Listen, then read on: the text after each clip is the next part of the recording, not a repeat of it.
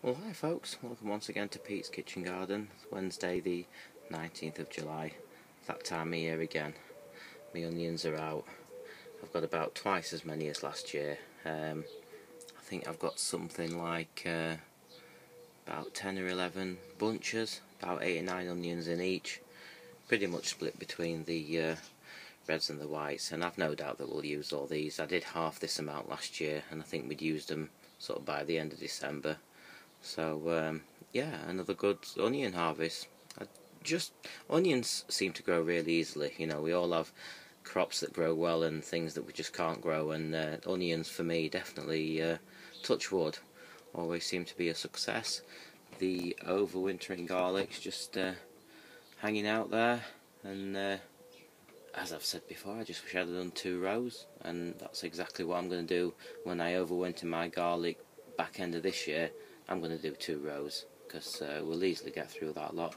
Absolutely love garlic. It's not a bad day. It's overcast now, and it's been a reasonably cloudy day. There's been the odd sort of break. We've had the odd bit of sun, but it's been largely dry. A slight sort of drizzly shower about an hour ago, but largely dry, about 24 degrees, nice and warm. Can't grumble really.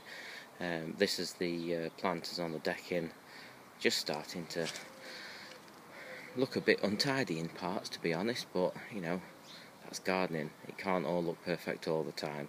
But I'm gonna, the thing with the flowers this year, and I'm not going to dwell on flowers for too long because I want this to sort of mostly be about the veg.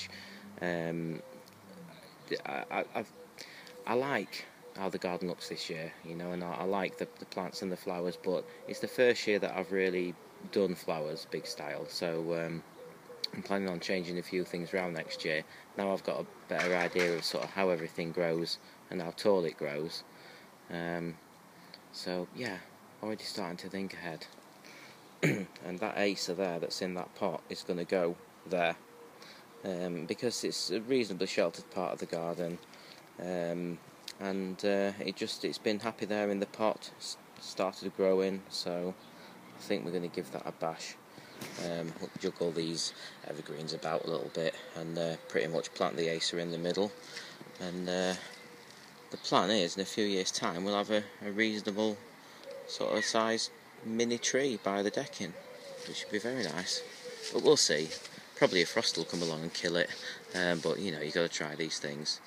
The herbaceous border doing absolutely fine. I have added a few new plants to that. Got to that time of year where, you know, garden centres are starting to sell herbaceous plants, you know, reduced price, because they want to get rid of them, and this is the time to buy them, because even if they're past the best, honestly, plant them, just leave them, and they'll come back fantastic next year. The annual border just in front of the vegetable beds has been pretty much taken over by petunias. This didn't happen last year. Petunias didn't get this big, and the only difference is I've grown them from seed. So all the sort of marigolds and lobelia, pansies and stuff that I really love, it's pretty much getting choked out. So I think next year is again going to be slightly different. I'm not going to do any petunias in this border. I want this border to be, you know, more sort of technicolor and smaller plants really, because I have to get onto those beds behind to do the veg. So I'm having to take massive strides over the top of these petunias at the minute. But what I am going to do is put those petunias in here, so I'm going to have the sweet peas just like I've done this year, and then this will be petunias along here, and I might still put a few calendulas in because I love this sort of splashes of yellow that you get. So yeah, already thinking about next year. Right, I've put my kale in. I grow kale every year. I'm not going to bang on about it. You've heard me talk about how much I love kale before. Just planted them out. I'm a lot later with them this year, and deliberately. Kale's a winter veg, and I want to be harvesting it through the winter. And so, yeah, planted them out a lot later. I think by this time last year they were about 2 foot tall, which is ridiculous. Not really having that many Sunday dinners at the minute, to be honest. It's mostly salads and things. So here we had a row of beetroot, the ones that we'd grown in clumps. and though they've all been harvested and they've either been eaten or pickled, and we're still enjoying those. So I've just chanced another row, a late row. I've done these in the traditional way of sowing them in a drill, so we get larger beetroot. Might be good for roasting. Bit of pak choy there, because when it sort of gets to that autumn, early winter, and you don't want something really hot, but you don't want necessarily a salad. You know, we have a lot of stir fries that time of year. Again, these beds look really empty, but it's just kind of a transitional period. So we've got successions of radish and spring onion going off in this section. We've had a few lettuce out. This is just a massive one that we just keep taking bits of, and I've got, you can probably just see them there, a few different varieties, a couple of rows of lettuce, which hopefully will be ready about the same time as the tomatoes, so we can have some nice salads maybe towards the back end of August. The strawberries have been a bit rubbish, to be honest. We've had maybe a couple of, you know, like sort of cereal bowls full, and that's about it. That's all we've had. A few of these plants are first year, but most of them are second year. But I'm going to keep them in for one more year. We'll see how we do, and you know, they take up a fair bit of room, so if I don't get a good yield next year, then I'll be not bothering and we'll be strawberry picking.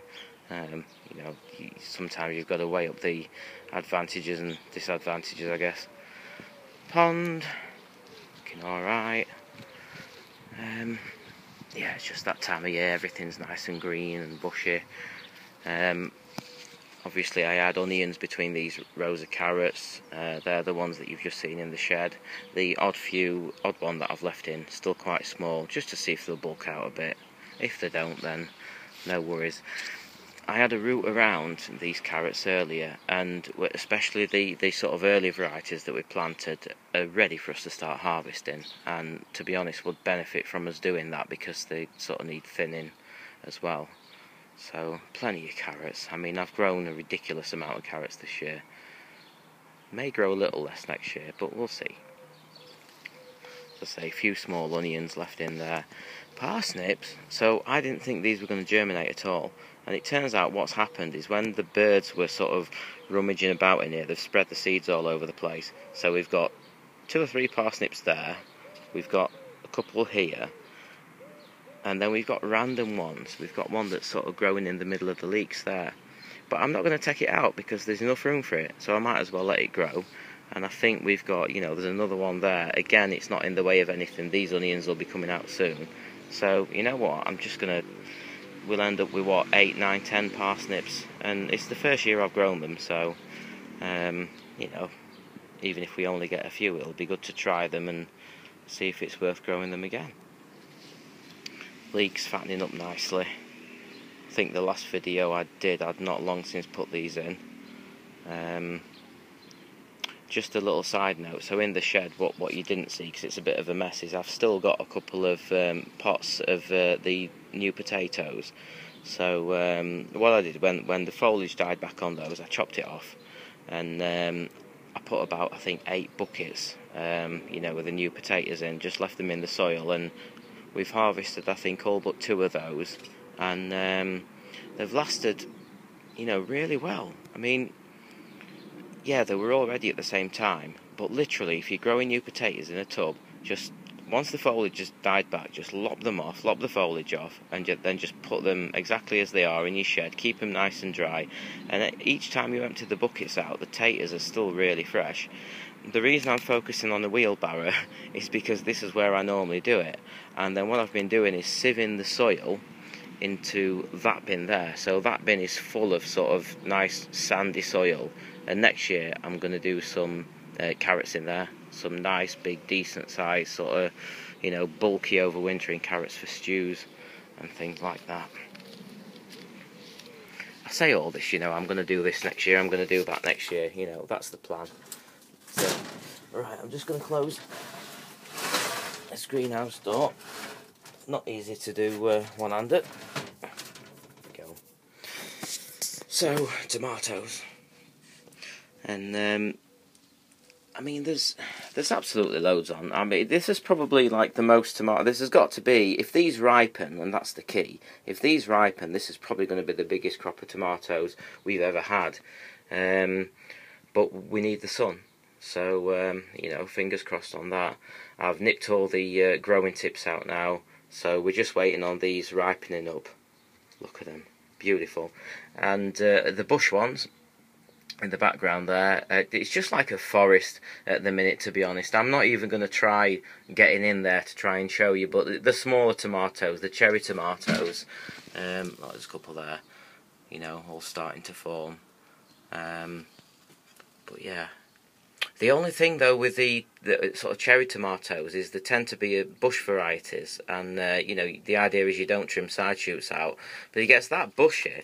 I mean, I'm not quite sure how the light actually gets through to ripen them off, but you know, we'll see. There's a couple in a hanging basket there. You can't even see the hanging baskets, but there's sort of 3 plants at this side, and then there's a couple of hanging baskets.